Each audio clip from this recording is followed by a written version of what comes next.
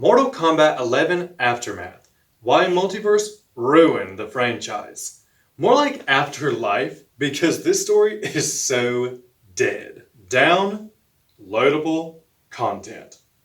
A great way to give players more gameplay, access to exclusives, and materials for developers and voice actors. Depending on what kind of content is included, some may add on to pre-existing storylines. The Catwoman DLC gave players a cat's eye view entwined with Batman's main story in Arkham City. While seemingly interrupting at times, it offered Selina her own arc happening around Arkham's events without majorly affecting the story, all leading to when she assisted Bruce from his perspective. This DLC is a great addition but isn't necessary for understanding the main narrative plot. Now, let's talk about Mortal Kombat's Aftermath. MK11 was already hard to follow given the inclusion of time travel. In the main story, it also showed Liu Kang and Raiden fighting throughout multiple realms across time and space, thus implying a multiverse effect. I hate multiverse.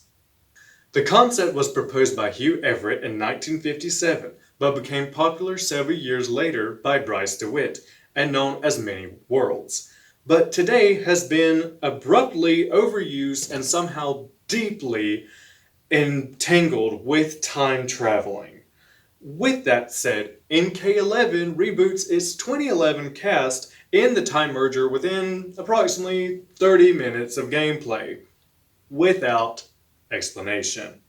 Meanwhile, MKX's events are almost completely overlooked, except in a handful of intro dialogues, but the very existence of Aftermath does the series no justice and actually disrupts the main story more.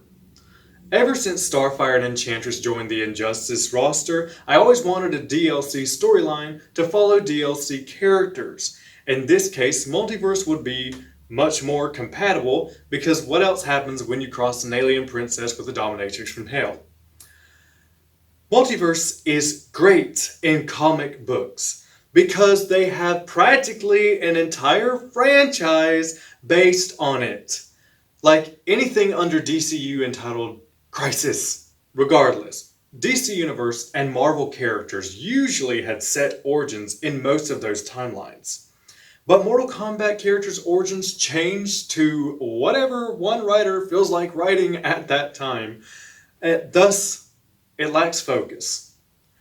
Don't get me wrong, I like Mortal Kombat, but they literally have employed hundreds of people to work on the same project. Writers who write scripts for a living. The events were interesting, just not how they were handled. Take Sindel.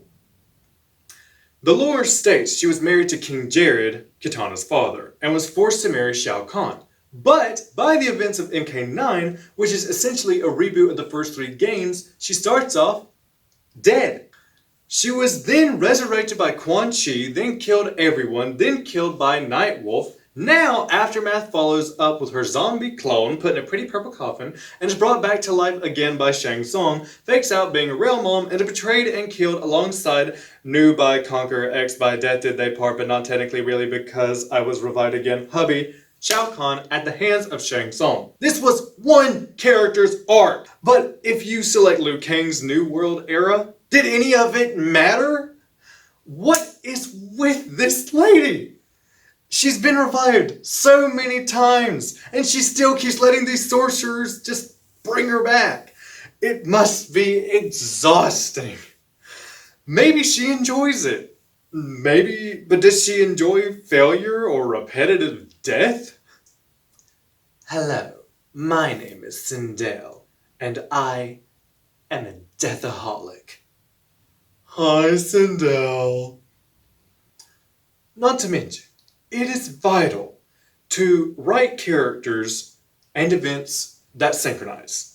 It's interesting when they clash instead and can be used for several unexpected plot twists, but in the entire cast of Aftermath, doesn't even mesh.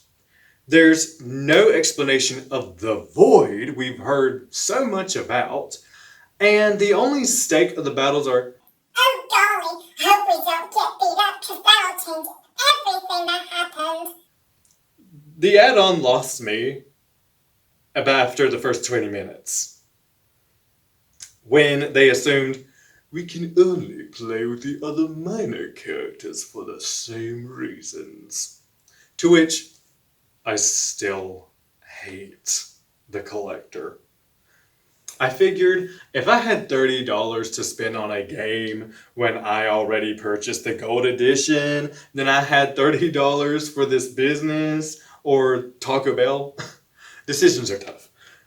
I'm actually glad I didn't buy it for the story, but I may have purchased it in the future for the additional characters and the friendships, not to mention how Shiva was one of them.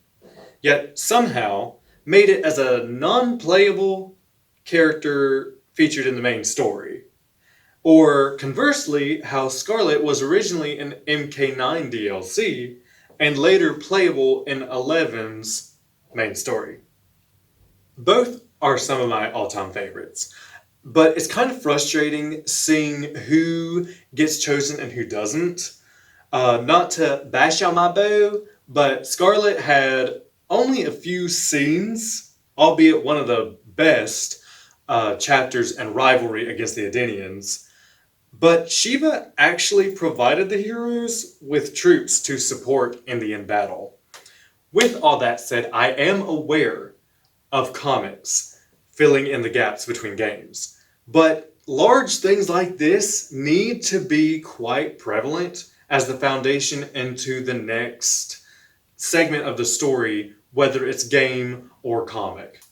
Again, Scarlet had her legs rolled over by Melina in the comics, but this even was automatically undone by the time merger. It's as if 11 and parts of Aftermath are to be seen as the new original origin writers wanted for 9, which was the main reboot. I would argue, as far as story development is concerned, MK versus DCU was easier understood. Many critics claim that game didn't bring new fans, but it actually reeled me in after my traumatic experience with MK Deception.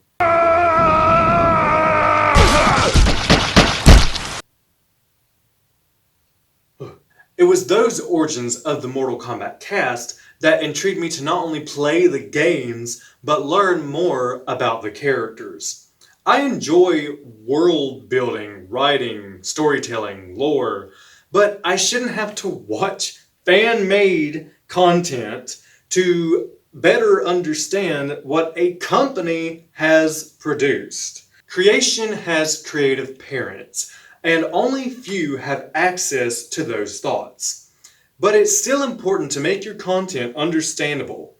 Even after 10 years of developing my own book projects, it's hard to think, but is there any detail that I missed that would change the entire direction of my series as a whole, especially with my debut novel?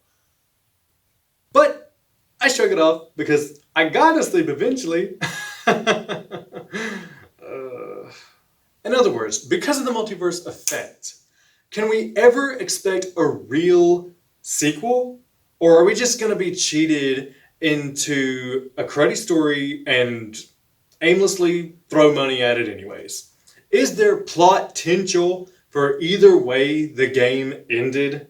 People just don't have time like they used to, and you can't really return the experience. You can return the disc, but not whatever it was you just spent all that time watching or playing. Essentially, minus the gameplay, all Mortal Kombat is a movie. So how good is it then? I'm reviewing this as someone who didn't actually play it, someone lacking the endorphins from the actual game. So I went in watching Aftermath with a clear head, wanting to learn more about the wonderful world of fatalities. But I didn't. because multiverse. And please remember to like, comment, subscribe, and share our videos.